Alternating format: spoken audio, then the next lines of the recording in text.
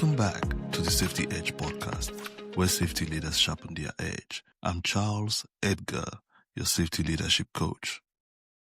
In this podcast, we explore the real dilemmas safety leaders face on site and in the workplace, not textbook examples, not perfect scenarios, but the challenging, uncomfortable human moments where there's no obvious right answer and the pressure is real.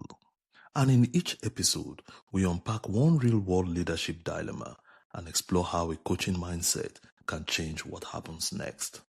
Not by controlling people, but by sharpening how we think, listen, and lead.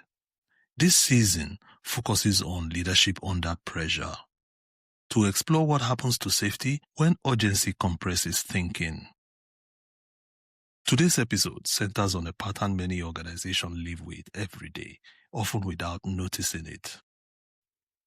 When leaders send mixed signals, stated values versus rewarded behaviors. Because sometimes the most powerful message a leader sends isn't what they say, it's what gets praised when pressure is high.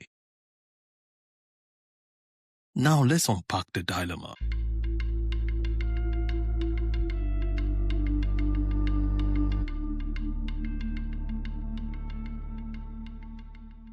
Picture this. It's the end of a long shift. Production has been under pressure all week. Targets are tight. Delays have already drawn attention. Earlier in the day, the message was clear. Safety comes first. Take the time you need. Speak up if something doesn't feel right. But now, the shift report is coming together. One crew finishes early. They recovered lost time. They pushed through challenges. They didn't stop the job, even when conditions were less than ideal. In the end of the shift review, their name comes up. Good effort. Strong commitment, exactly what we need right now. No one says safety doesn't matter. No one tells others to cut corners, but something else just happened. The room is quiet, but people are watching. They are noticing who gets recognized, who gets praised, and what behaviors get rewarded when pressure is real. From where you stand, something feels off. Your stated values are clear, but the signal just sent isn't. Now you are in a dilemma.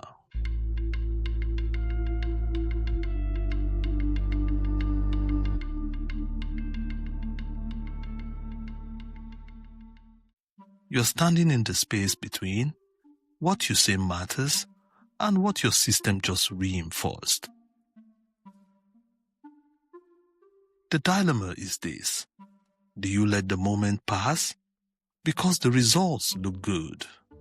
Or do you pause and realign the message, knowing it might feel uncomfortable?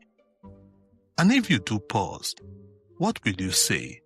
And how will the team interpret it? Why is this a true leadership dilemma? This is a true leadership dilemma because it's not about hypocrisy. It's about pressure. Under pressure, leaders tend to focus on outcomes. Results feels urgent.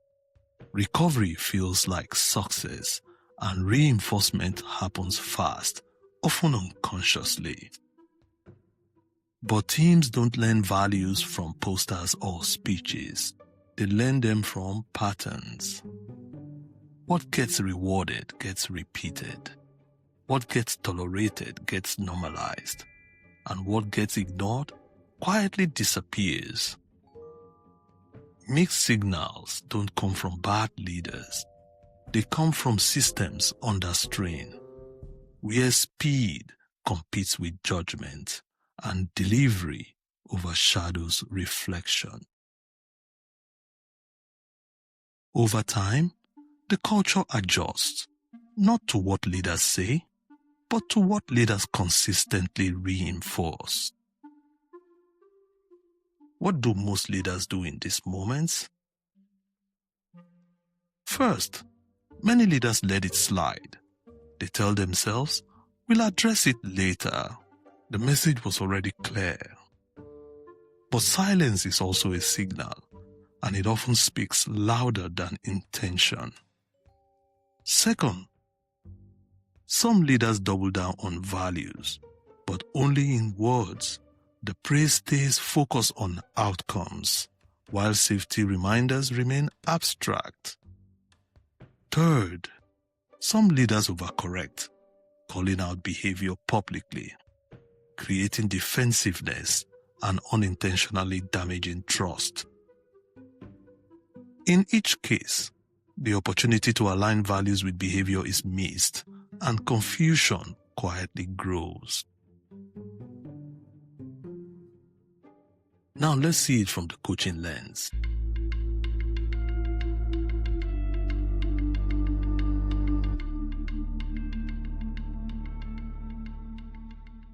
The shift review is wrapping up. The praise has been given. The room is ready to move on. You pause and say, "Before we close, can we reflect on something for a moment?" The room stills. We've said today that safety comes first. I want to make sure our actions reflect that, not just our words. A supervisor looks up and he responds, "Are you concerned about how the job was finished?" You respond back, "I'm not questioning commitment. I'm curious about what we might be unintentionally reinforcing." You continue, "What did it take for that job to finish early today?" An operator responds, "We pushed through. We didn't want to be the reason we slipped further." and you go on. "And what made it hard to slow down when things felt tight?" The operator responded after a pause, Honestly, it didn't seem like taking time to slow down was what mattered. The room goes quiet. Not defensive, not tense, but awareness is evoked. The supervisor speaks again. "I realize now, even though I didn't say it, the praise probably sent the wrong message. That getting it done mattered more than how it was done." Now the conversation shifts. Recognition is reframed. Future signals are clarified, and expectations are made explicit, not just stated, but reinforced. The meeting ends, not with blame, but with alignment. Why this approach works? This approach works because culture is shaped in moments like this. A coaching mindset doesn't shame or correct impulsively. It makes signals visible. It helps leaders slow the moment just enough to ask, what are we really teaching here? When leaders align rewards with values, trust strengthens, clarity improves, and the team stops guessing what really matters. Here's the key insight from this episode. Teams don't follow stated values. They follow rewarded behavior. Culture is not shaped by what leaders say. It's shaped by what leaders consistently reinforce, especially under pressure. When deadlines tighten and attention narrows, teams stop listening to statements and start watching behaviors. They notice who gets praised, who gets promoted, and who gets protected, and who quietly carries the cost of slowing down. Every signal matters. Recognition becomes instruction, silence becomes approval, and inconsistency becomes confusion. When leaders reward speed without context, teams learn that outcome matters more than judgment. When leaders praise delivery without asking how it was achieved, shortcuts begin to feel acceptable. And when leaders avoid uncomfortable conversations to keep momentum, values slowly erode without anyone meaning for it to happen. But the opposite is also true.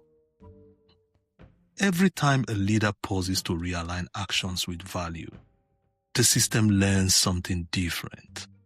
That safety is not situational, that judgment is not optional, that doing the right thing matters, even when pressure is real. Leadership under pressure isn't about perfection, it's about consistency between what you say and what you tolerate and what you reward. Because teams don't follow posters, they follow patterns, and leadership is revealed not in intention, but in reinforcement. That is the edge.